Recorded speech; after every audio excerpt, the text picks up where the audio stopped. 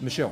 One of the features of this crisis, distinctive features, is that a whole lot of activities and events are going to be cancelled for health reasons, and we're starting to see that.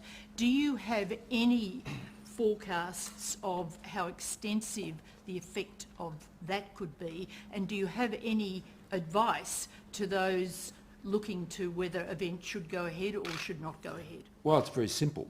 You follow the health advice. I'm going to the footy this weekend. I'm looking forward to it. And I'm sure many Australians would, and I encourage you to, unless you're ill, and unless there's a reason that with your own, if you're in self-isolation for medical reasons or you're actually ill, then I wouldn't suggest you go. But the health advice is not for that to happen at this point.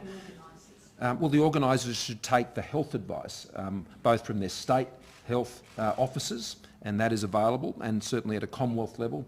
Then Dr Murphy has been providing advice on those issues, and there have been no suggestions from those body of health advisors for that to occur at this point.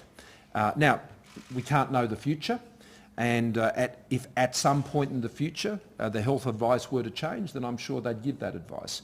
But right now, I would continue to say I think there's 120 odd people who have contracted the coronavirus in Australia. About a fifth of those have already cleared the virus, and almost half are close to clearing the virus.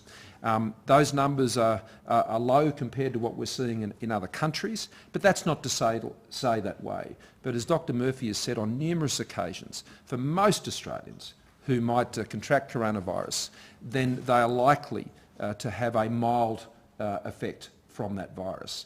Those who are more at risk, of course, are the elderly, particularly those who are in aged care facilities and potentially those in remote Indigenous communities, and that's why we put in place the health measures that I announced yesterday. But I think, Michelle, it's helpful not to speculate until things are known, and at this point the health advice is not advising that.